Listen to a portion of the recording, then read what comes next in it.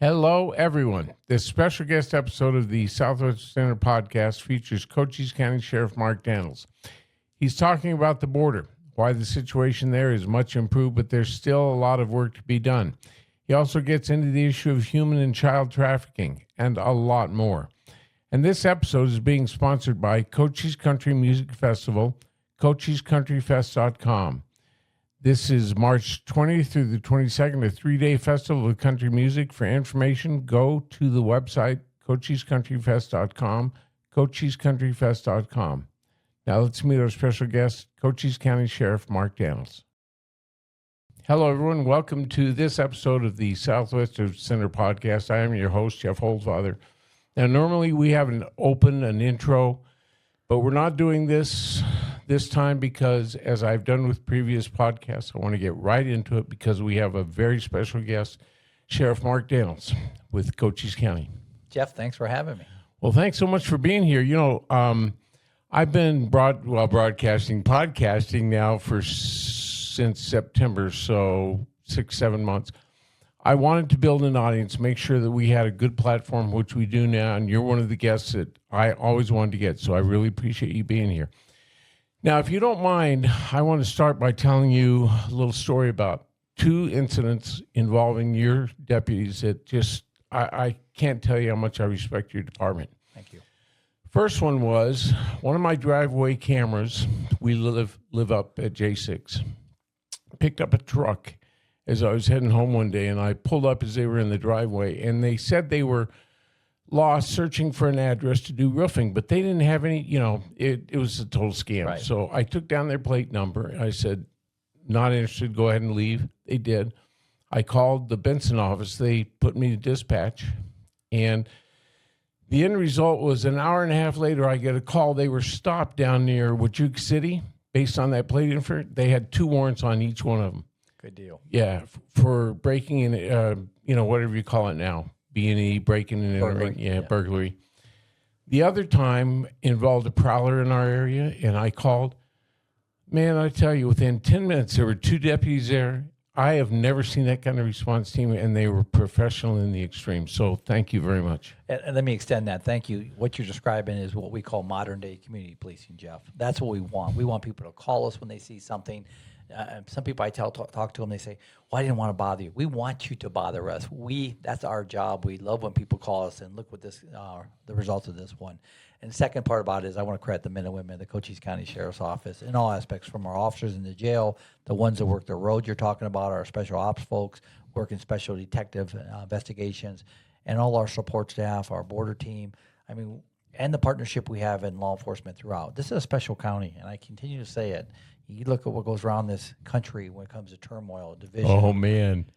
Just endless sensation throughout the country. We're gifted here in the fact that we have good citizens support, good law enforcement. Makes it a great place to work. Well, being a professional department, that means respect is reciprocal. That's right. And we work for the people. We can't forget that. But we do. Our culture drives our standards, our professionalism. That's something when I was elected in 2012, I'm in my 4th term, that I wanted to ensure that we took the sheriff's office of yesterday, which was a great sheriff's office, and made it a sheriff's office of today that works with the expectations of you and others that make it fulfilling. Is it 100% foolproof? No. We have people that don't like law enforcement, but it's very small here. And I always say, those that don't like us, give us a chance. And if there's something I can sit down and talk to you about, I will, because at the end of the day, we work together side by side. And it's not about policing politics, it's about policing people, and I'm very proud of that. Well, very good. You've got a huge county. Yes. Put it in perspective, 38th largest landmass county in the country, over 6,200 square miles. Bigger than some states. Yeah, bigger than a lot of Northeast states. Rhode Island, I believe it is one of them, and a few other ones. But yeah, we're a huge county. It's part of the West. And with that comes many challenges of policing, from response times to making sure that we do predictive policing with analytical data to ensure that our people are in the right place, the right times of day. And we do that every 3 years to ensure. In fact, we're doing it right now as we speak. It's kind of funny. I'm going to prove that policy reset for how we put our resources. We have limited resources. This ain't a county where we have a whole bunch of cops running around. No, we got to make sure we're smart with it. So I want to tell people, because we are going to talk about the border. We're going to talk about the jail. We're going to talk about Kris Mays, who I know you have a good working relationship with. You have to preserve that. But I also want to do a little bit of background first, and that is you're an appointee by Trump, President Trump, to explain that.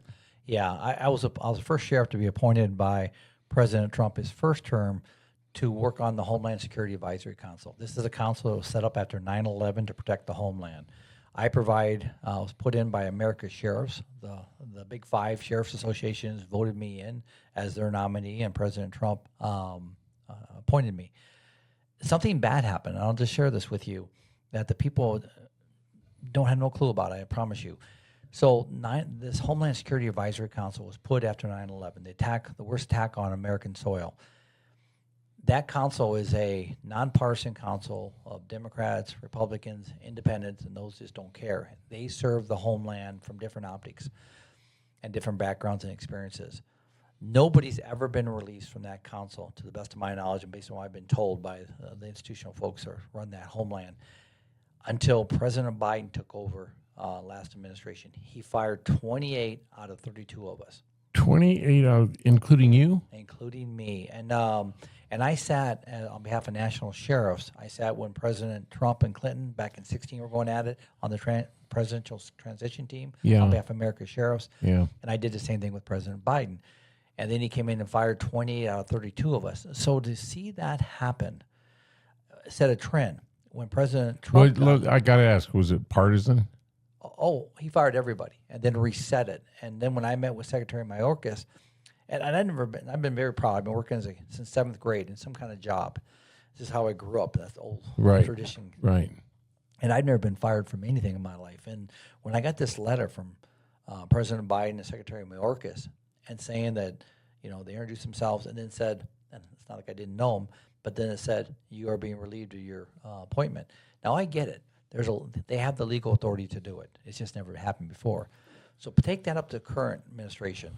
When President Trump got elected, based on the trend of President Biden, he fired everybody off it and then reset the council. So what we've done is we've taken the sustainment away from the homeland, where every 4 years you're getting a new look at the that committee. And by the time you get into the groove of what that committee does, you're already a year, 2 years, almost halfway through a presidential cycle.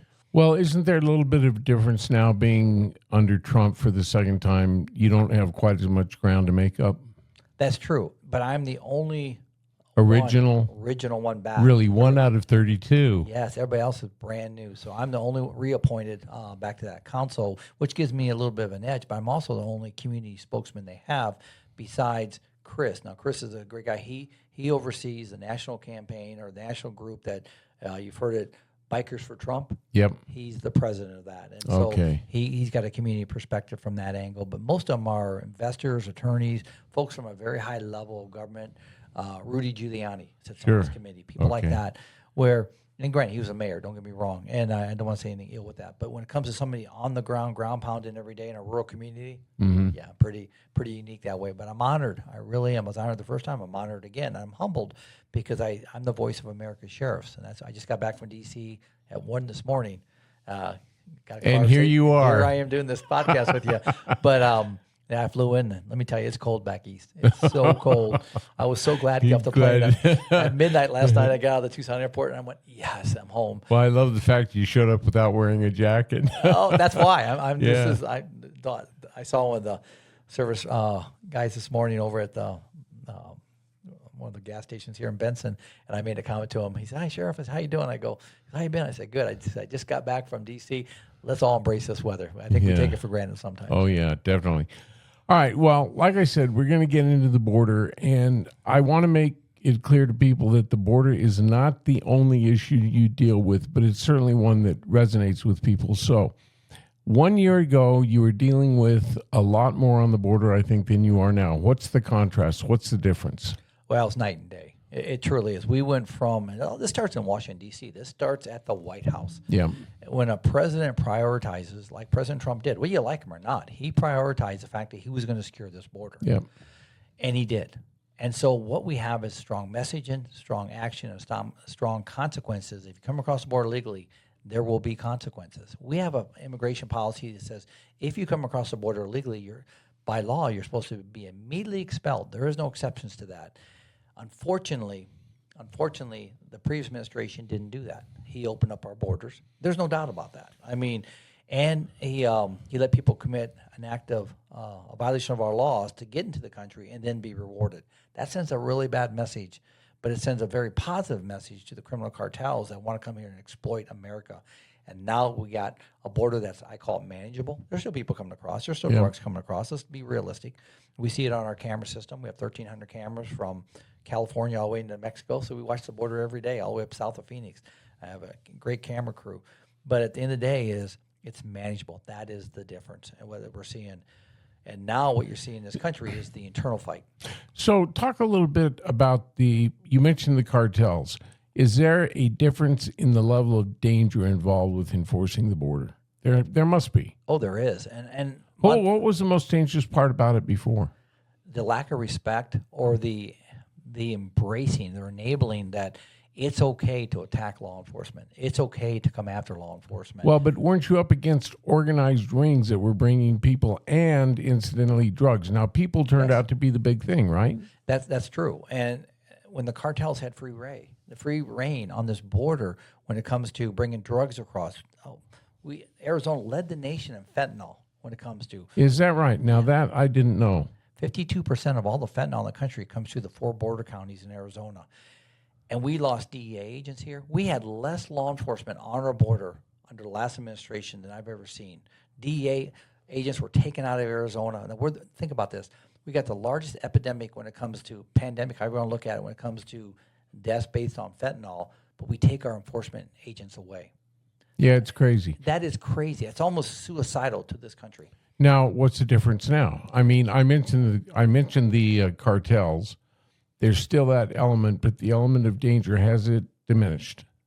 It hasn't diminished. I mean, we don't have the magnitude, and that way it's diminished. But when it comes to the You cartels, don't have the numbers. Yeah, we don't have the numbers. We went from, in 3 years, Jeff, we booked over 4,000 people in our county jail. Oh, Lord, really? State-related border crimes, not immigration. We're not an immigration office. We're a sheriff's office that enforces state law, not federal law. Right. And these right, are, but whether we like it or not, and forget jurisdiction, you were sucked into it by virtue of being on the border. Yeah, that's what's in our culture of policing here. I Yeah. mean, I'm from Iowa, grew up on the Illinois side of the river, the Mississippi River, and so I go back there and I speak sitting as president of Western State Sheriffs, Southwest Border Sheriffs, National Sheriff, Chairman for Border. So I do a lot of traveling, and let me just say, talking to sheriffs, they have no clue what happens down here. For us, it's real because we live it. That's our neighbors. They're great people who live in Mexico, but there's an element of the criminal cartels that are ruthless that would do anything they could to harm you or I. I don't think people realize that, because 99.9% of the people you'd run into in the street who are not law enforcement have never had to deal directly with anything cartel related, but they're vicious. They're one of the most ruthless, from severing, decapitating heads to ripping the skin off a human's face. I mean, you used to see the things we see from our intel reports. It's incredible, Jeff, and I don't want to disturb your viewers, but no, but we need to bring it home. We do, because the only thing separating that is an imaginary line across the border that has some physical barrier, whether a 3 barbed wire fence or some steel there, that separates us. Otherwise, they can look at us, we can look at them, but they would kill you in a minute if they had the opportunity. People ask me all the time, Sheriff, why don't you go to Mexico? I had the consulate ask me, Sheriff, come to Mexico, I'll buy you lunch. I said, you're not my friend, because I would come back in shoe boxes. They hate me. But that's a compliment that they hate me, because I'm doing what I have to do to protect this county, which interferes and hinders and obstructs what they're trying to do in this country, and that is harm Americans. Right. So we were talking about the contrast between then and now. What would you say is the biggest change? Not numbers, but the biggest change. Number one, you have consequences and prioritization on this border. So it's not catch and release. It's not catch and release. That program was exploited by the former administration. And people say, well, Sheriff's just being political. That's not being political, folks. I stay right with you. I've known you a long time. Yes. You are not partisan. You are down the middle. That's right. When it comes to enforcing the law. I'm a cop's cop. Yeah. I like to call it. Yeah, I'll totally go on with that. I'm a cop's cop. And Right is right, wrong is wrong, and the rule of law is what oversees that thought. And I'm telling you, what we saw in that administration was an insult. And I'll just say this to you. So people saying, hey, America's Sheriff Leadership, which I'm part of, we did everything we could to meet with President Biden to address these concerns on our border, our internal communities that were losing people throughout the country. I mean, thousands were dying on fentanyl overdoses and the addictions that came within. Didn't want to meet with you. He was the first president in modern day history to refuse to meet with America's sheriffs. Really? I say that because I had many discussions with the White House, and the first visit we ever got from, well, President Biden never did meet with us, just to put that on the record. But number two, and that was based on many invites, and we shared those with the White House, was when Vice President Harris came down when she was running for president. That's when she came the border czar, yes, and we never met with her.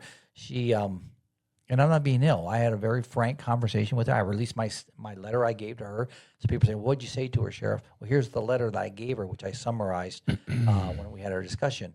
And I'll say what I said to her in that letter, and I told her in person, was the fact that your visit comes, and I will welcome to come. She's the sitting Vice President of the United States, sure, of course.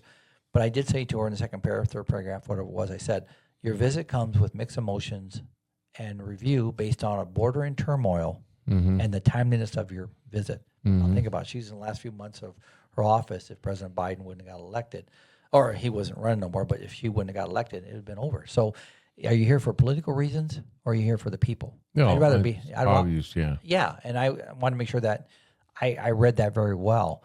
But again, she was our sitting vice president. People ask me all the time, why do you talk to our governor? She's a Democrat. Why do you talk to our attorney general? Why do you talk to people that are not part of the Republican Party? Because they're the elected people's choice. We have to work across that aisle. And you have to show some level of respect. Diplomacy. Yeah, diplomacy. Well, respect for the people that elected her, which Yes. I'm going to say it right now. Like I said, a podcast, I can say whatever I want to. That respect is not reciprocal. People do not respect me or us or, Republicans. I'm not going to go there, but because they don't respect our positions. They don't respect us as voters. Well, but you respect those people. Listen, respect is earned. Yeah. And Governor Hobbs, we had some very frank conversation when she got elected. I've never been one to pull bunches. Yeah. Let's just say it how it is. We have to work together. We share in the same constituents. 15 sheriffs in Arizona, 15 sheriffs, one governor. We have to come together because together we can keep this. It's called that sustainment of the quality of life we all expect in Arizona. Yeah. And that's what this is all about. And the governor meets with the sheriffs quarterly. We've had some disagreements, no doubt about it. I've expressed my dissatisfaction on things. But at the end of the day, we're looking toward the people that we serve. Well, at least you have a forum. Does she listen? She does. And that's what I mean. She's at the table. That's what I'm saying. President Biden wouldn't get to the table. Difference, yeah. Yes. So I don't want to harp on this, but is there anything else you want to say? I think people know the difference is night and day with the border. It is. We have a manageable border. That's how I look at it. It'll never be a perfect border. Don't buy into that. We have a manageable border. Under the previous administration, we did not have a manageable border. What is the illicit trade that causes the most problems? Human smuggling or drugs? Well, let me go back. Human smuggling, let me just take that back for a minute on human smuggling. There's a difference between a human smuggler and a trafficker. Smuggling is consensual by the people being smuggled. Yeah, you're absolutely. I meant a trafficker. Trafficker is huge. That is non-consensual, number one. There's a small blend, though. Don't get me wrong. People that the cartels get a hold of, you pay a fee. They're truly servant to the criminal cartels. They're never going to find the American dream here. Like people, they're going to come over and find the American dream. That is few and far between. They're paying fees, and they become servant under labor standards when it comes to sex slaves. Yeah, they're slaves. They're slaves. They really are. Some we all should be standing up against. But at the end of the day, is the cartels are in for profit, fear, and violence. They're horrible, horrible organization. Some of the worst in the world. But we seem to put them in the back burner while we fight our political battles here, and it's ridiculous. We should all agree. Let's go after the criminal tars because they're cartels. They're exploiting human beings, both those from abroad and here. Human trafficking runs the gamut from adults to children. That's right. And you've seen, I'm sure, human trafficking of children. We just took down, saved an 8-year-old that came out of Douglas here just a couple weeks ago. And I just get so, I got an amazing team that works in our border operation, and we have the most unique and only border operation center in the country here in Cochise County that we've established. Not one federal dollar comes through that I can, off the top of my head, that I can think of. It's all state partnership with Governor Ducey that started that when him and I came up and said, we got a problem. We need this center in the state. He entrusted all of us here, state, local, and federal, work hand in hand on that to ensure we're saving lives every day. That 8-year-old we just took down, they gave that little boy a false name. So when we came up to him, he gave a false name to law enforcement and my folks. And let me just say, we saved his life. Now we're trying to get him back home. But second of all, we just took down a house a week and a half ago of the stash house here in Cochise County that was being run to traffic children, not smuggle children, traffic children. Did you ever see the movie Sound of Freedom? Jim Caviezel? No. All about human trafficking by the Angel Network. I'll never forget. And it's based on true story, loosely, okay? But still, it shows the level of the problem of child trafficking. I got into a discussion with a friend of mine who's a Democrat. He says, oh, that movie, that was so, it was hyperbole. It was so overstated. It was just to scare people. This is a real issue. In fact, I've seen it described as the issue that we have to face as a nation, is the exploitation of children brought in through human trafficking. That's 100% correct. And even the smuggling aspect. But let me, they're brought in for prostitution. They're brought in for work. They're brought in. I mean, it's just terrible. They're never going to see the human dream. No, I mean the American dream. And that's what I was saying. Everybody thinks that, all this stuff. When you come across that border, you're under some kind of control by the cartels, these criminal, ruthless cartels. People need to understand that there is a legal process that you go to any port of entry, you can claim your credible fear asylum claim, and then there's a process that follows. But to do what we're doing, the reason you don't do that because the cartels got a hold of them. And they said, you're going to go this way, you're going to be smuggled by a coyote, you're going to get in the back of a car, we're going to treat you like crap, and then you're going to do what we say until the debt's never paid off. And people say, well, that's not true, Sheriff. Once you're here, you're protected. Their family's still in Mexico and other countries are not. Right. And that was one of the themes that ran through this movie, which is really good, was they had a little boy, excuse me, who was set up and kidnapped. They told him, if you tried, as they were bringing him across the border in a vehicle with a trafficker, if you try to tell law enforcement, we could kill your family. That's right. That's how it's done. It truly is. And that so many of these families have such a network of their own family back in the country of origin that it's a hostage type technique, and it's based on fear. So again, this American dream that we need to work with Mexico, and Mexico needs to work with the United States because it's a harm to their country, well, too. I'm sure you have a liaison with Mexico. We do. And what is that relationship like? It's actually pretty good. In fact, at that level. At our level, so we're having meetings with our counterparts. They come over to the U.S. down in Douglas, where they'll come over, the generals from their military, the law enforcement, their chiefs, and we'll have conversations just to figure out how we can do it better. Because whether you're in trouble, Jeff, whether your family member's in trouble, and I get these calls from citizens, hey, I got a family member in trouble. And people listen to your podcast goes, I called the sheriff. And we do everything. And we've been very successful to get people back here or whatever it takes. And because of that respect locally. Now, I'm not saying all the people that come talk to us are not part of the cartels. Don't get me wrong. That sounds horrible to say it like that. Yeah. But if we're not talking, we're not walking. We have to work together. At the end of the day, when Jeff Oldfather calls me and says, hey, I got a problem, I need help, my cousin's down there, you got some kind of commitment. No guarantees, but some kind of commitment. We're going to do everything we can. So let's segue from that into the jail, the new jail that's being constructed, and a little bit of the background where we're at right now. The reason I say that is because and I've had friends, people that I see over at the Horseshoe, whatever, talk about this. They think it's because of the influx of illegal aliens, illegal trafficking. Not at all. I mean, this was in the works back in 2019, as far as that's the earliest reference I could find. But this has been a huge issue for so long. It was originally built, when, 1968? No, the original one was built, the one we're currently in was built in 85. For 186 people. 162. 162 inmates. Yes. All right.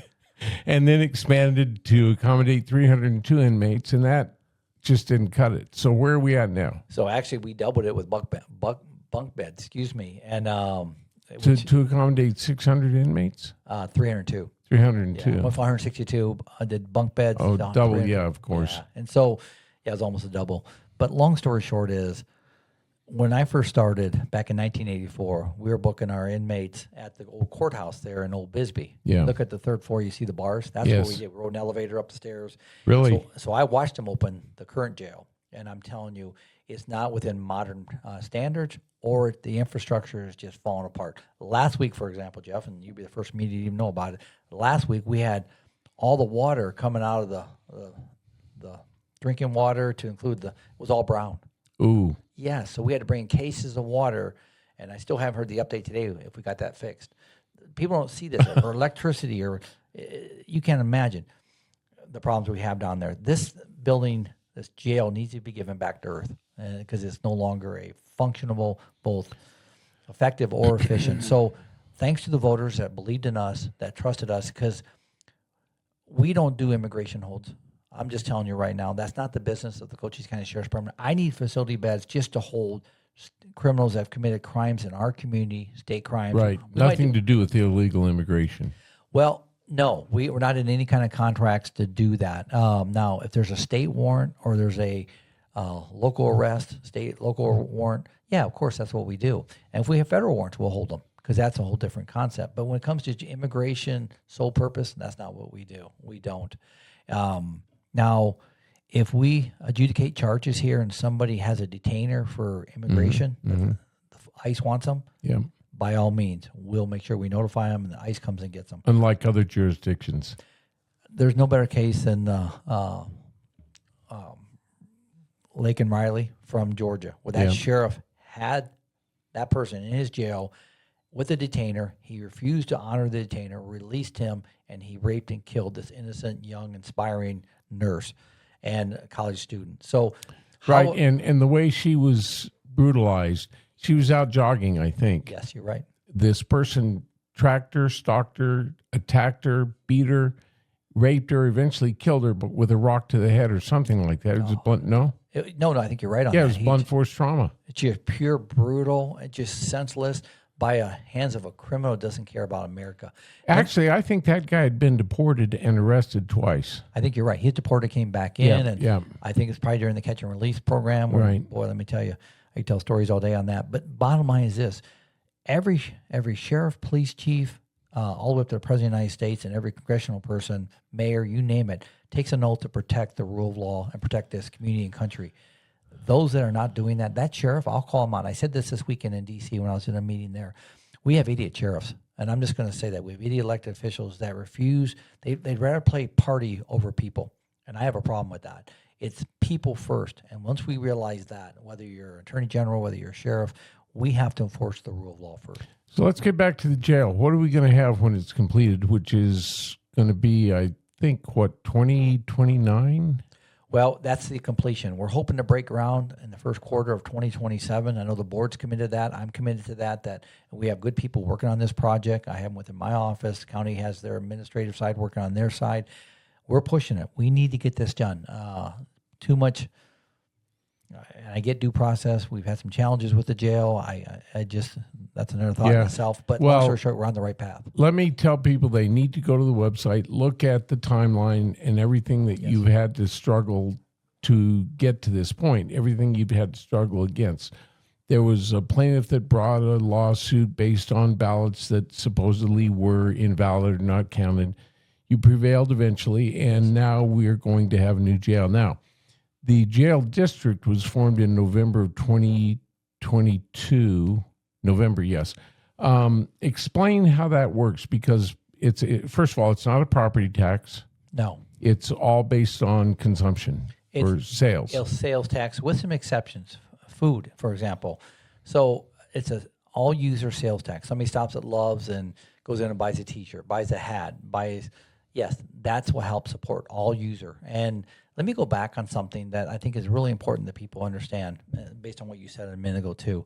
So out of the 4,000 border-related crimes in 3 years that are booked in our jail, when we were in a pandemic here in Cochise County with an open border, out of those 4,100 folks that were arrested and booked, Do you know only about 300 were foreign born or legally in the country? Really? So you look at 300 out of more than 4,000. Yeah, so 3,700 were U.S. citizens, plus or minus, were U.S. citizens that came to Cochise County to commit international crime with the cartels, to include 2 former cops, Jeff. The reason I share that with you is you asked a question about immigration. Only 300, but they were there for state crimes that we charged them with. My whole point on that is, and this is a sad thing to share, American citizens came here to work with the criminal cartels to exploit human beings, but also exploit our border, our international border, and put our country in danger. That's pretty sad. So the point is, the jail is stretched beyond its means. Yes. It has to be replaced. You're doing everything you can to get it done. What was the margin on the vote for the jail district? It was like 51-49, somewhere. Close. Again. It was close. You know, it shouldn't be that close. Well, I want to tell you, I voted in favor. Thank you. I did totally, too. I did too. Totally understood the need and the fact that, you know, without that, we've got people on the streets that just don't need to be there. Well, remember one thing, there was so much homework in that. People may out, well, there's no transparency. I know. You know how it went. And I'll hopefully I get a chance to talk about social media before we close out today. But I will say this. We went down to every community. We did it twice now because we did 2 different votes. Both of them passed. And the second one wasn't challenged. But at the end of the day, we did our due diligence to make sure transparency was laid onto this. But number 2 is we were working for the people. Let me establish this. Under a jail district, let me go back. If you don't have a jail district, and 10 out of 15 sheriffs in Arizona have a jail district right now, to include Cochise County. So when you have a jail district, you can't charge your municipalities, your cities. You know, that's something a lot of people don't realize. If up until the jail district was formed, if a municipality wanted to book someone, they had to pay? On misdemeanor offenses, they have to pay a fee. Even on a misdemeanor? Yes. Felonies, you don't, under state law. Misdemeanor. So you got some of the agencies here in the county wouldn't book people that needed to be in jail because they couldn't afford it. Now they don't have to pay. Under a district, you do not have to pay a fee to book somebody. Right. So, yeah, some of the cities were like, well, we got to pay a 0.5% sales tax.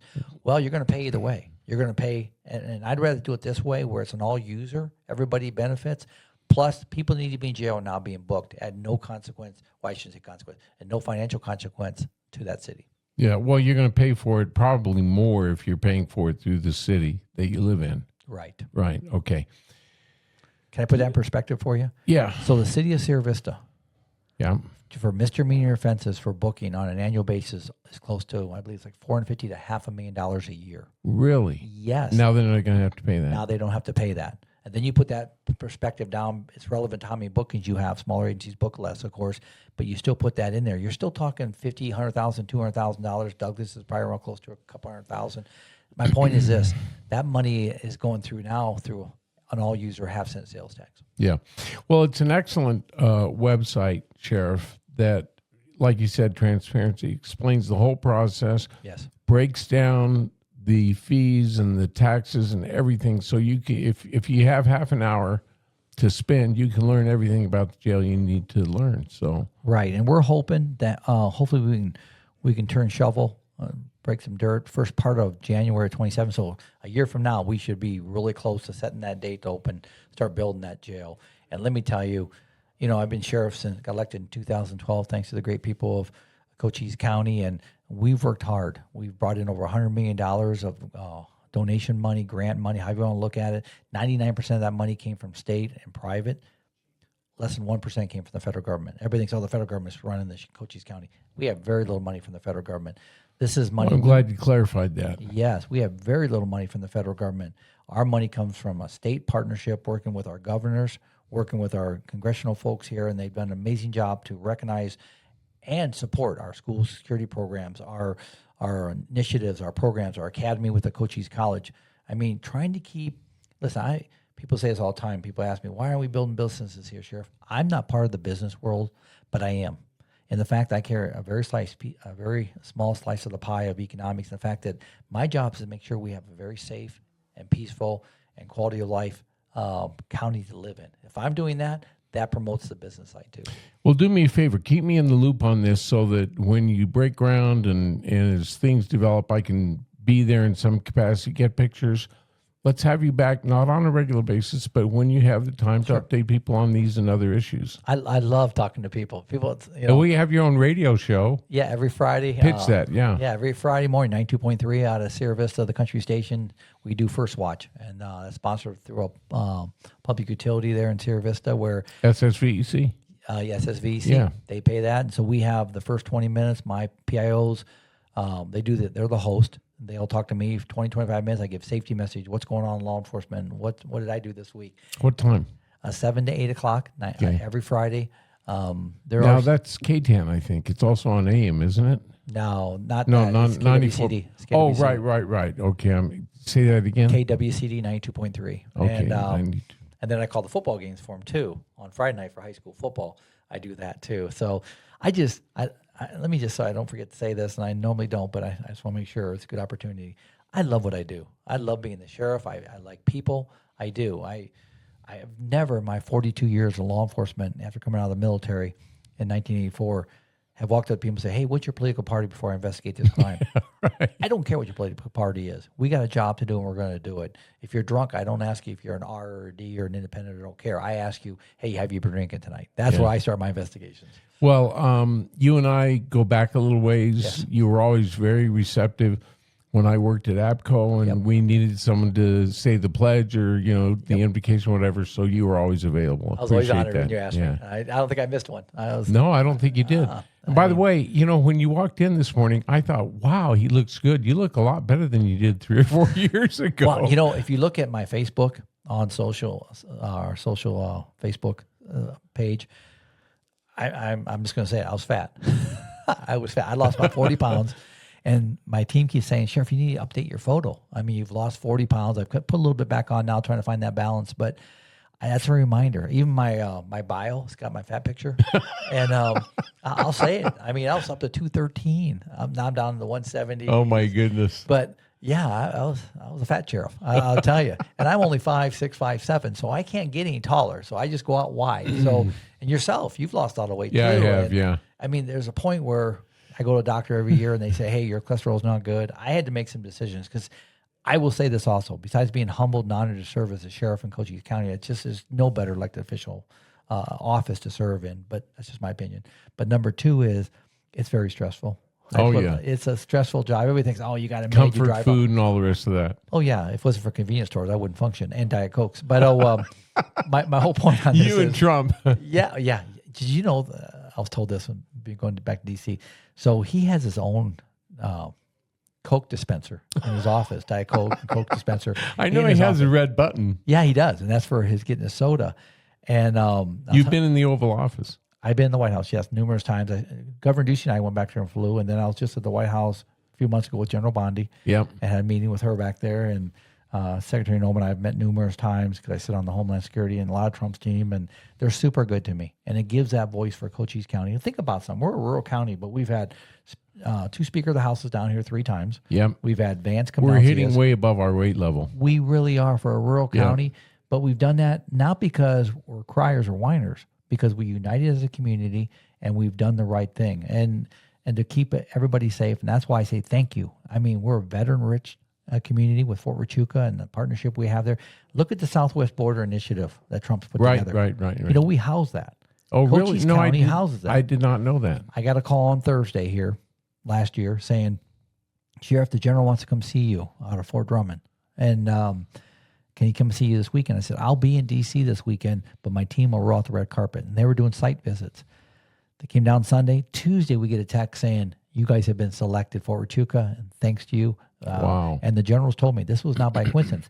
It's because think about something for a minute. When these soldiers are on the border doing what they do to protect this country, which I support, those cameras are watching their backs. So if somebody attacks those soldiers or anything goes wrong, we have the double eyes on them. And I'll just say this to you too, which we don't put out a lot, but I'll say this. We have 65 cameras on Fort Huachuca, on the perimeter of Fort Huachuca, to watch for intrusions in that military base. There's not a military base in the country that has a sheriff watching their back like we do. That's great. It is, because that's that partnership with Fort Huachuca, with local. We do so many good things together. And that's why I'm saying I don't care about the politics. I care about let's get it done. Let's do it for the people that live here. Yeah. Well, listen, if you ever are in the area Yeah. and you have Trump tagging along, I'll bring him by. stop by. Yeah, I'll bring him by. And I've had numerous conversations with him. And Or Bondi or any of them, you know? yeah. And well, Secretary Noem was supposed to be here in January. And then we all saw the Minnesota and where you stand on that. That took a turn that most people, and to include her own leadership. There's some challenges there. We know that. And it doesn't help when you have mayors and governors fighting them either. It's a bad situation for America. It's a scary time, I think, because the rule of law should never be politically driven. It should be people driven by the rule of law, and they make the laws. You know, ultimately, it's the people who elect their officials to go back to Congress to make the laws. So the rule of law is as grassroots as you can get.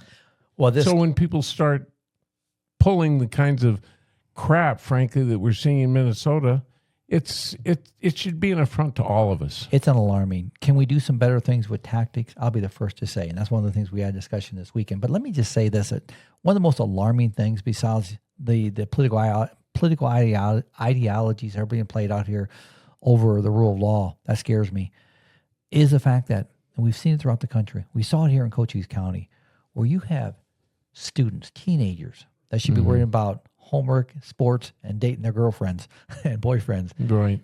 They're protesting. They're protesting law enforcement. Down with ICE, all the things you can put in. See, I saw it last week. It makes me sick. Yeah. And you have teachers out there watching this. Some people say, well, they have a right. I don't think they've ever spoke to an ICE agent. No, of course not. They haven't. But this is what's being portrayed in our country. That scares me for the future. It should scare every American. And I have a real problem with that. I wore the badge for 42 years. I've been a huge voice, and President Trump commended me on that. He said, thank you for sticking up for securing our borders and our country, Sheriff. And somebody say, why, because you're a Republican. No, it has nothing to do. I don't care if I'm a Democrat. The bottom line is that's the right thing to do. A bullet, let's just take that. A bullet from a criminal is nonpartisan. Doesn't care who it kills. Right. That's right. And that's what people ought to think about, Hate is hate, anger is angry, and violence is violence. So, believe it or not, we've been going now almost 45 minutes, having a lot of fun. I know there's a couple of things that you want to touch on, but I really want to touch on this, Kris Mays. Now, I know you have a good working relationship with her. I don't want to take you anywhere you don't want to go, but I know you were very disappointed by her comments. Tell me why. Well, obviously, and the first thing that I will say, and this, the sheriffs came out with a statement of opposition against her statements, is the fact that why would you, as an attorney general, as a sheriff, as a police chief, we're supposed to stay neutral. We can talk about supporting the rule of law, but you don't see me banging on Democrats. You don't see me banging on Republicans. I'll say we as elected officials at all levels have to work together, but we also have to stay neutral. Why did she even go there? I mean, it was so obviously partisan. That's what I'm saying. Why did she do it? That's my whole point. Why'd she say that? It's just like Senator Kelly. Let me add something to this flavor. Yeah, sure. Why would you come out and say what he said? I've said this about President Trump. He says some things sometimes we're all just like, what'd you say? Sometimes you got to question, as influential elected officials that have been given trust by the people, and then you come out with either a partisan statement that's just totally taken down a rabbit hole, or like going back to Attorney General Mays when she said that. I credit her, and this is what we requested. She came back out and said, hey, I love law enforcement. I didn't mean to put them in harm's way. And then she went down a rabbit hole again. It was too late. Yeah, it was too late, but also she went down a rabbit hole again and started going after the Republican Party. It's like trying to stuff the toothpaste back into the tube. Yeah, so... For people that don't know what she said, let's do this real quick. I did this, had a podcast last week with Lupe Diaz. I'm sure very good guy. Yes.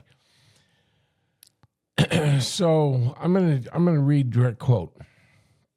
She was having a conversation in an interview. She goes, and she brought up the stand your ground law, which I believe in. Oh, it's Castle Doctrine, yes. If you're being attacked by someone who's not identified as a peace officer, how do you know? If somebody comes to me wearing a mask and I can't tell they're a police officer, what am I supposed to do? Well, you're not supposed to blaze away, which seems to be what she's leading up to. She continues, we're a stand your ground state. This is a don't tread on me state. This is a Second Amendment state. A state with a lot of guns in it. It's true.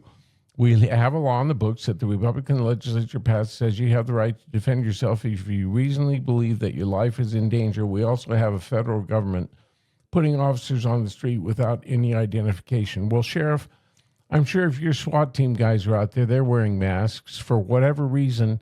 They're this is not just a federal issue, and she seems to be giving bad guys an excuse to wear a mask and then fall back, on the stand your ground law as a legal defense. Well, it goes back to, I always tell my folks, and I tell people, if you don't understand something, ask why.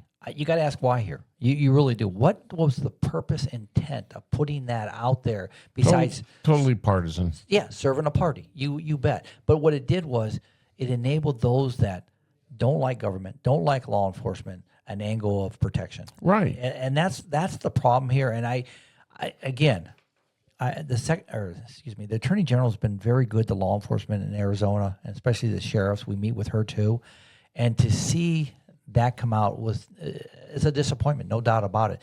I would refer people on your viewers on podcasts to look up the Arizona Sheriff Association, our response to this. Oh yeah, I refer to that. Good, I'm glad to hear that, because we had a very thorough legal response to that, plus a thought of the United Front of American Arizona Sheriffs. Well, tell people again, where do they find that? You can go to the Arizona Sheriff Association Facebook page. It'll be on there. Please take a look at that, and that says it all for us. Yeah, well, I'm going to say what I said before.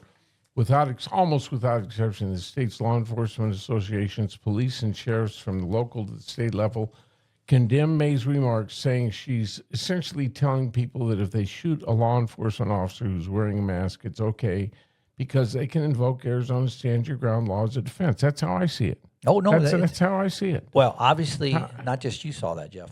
The people in the state. Law enforcement. Yes, law enforcement read it that way, and they read it immediately that way. Well, I'm going to go on. I'm going to say, like I said, it's a podcast, so I can say what I want.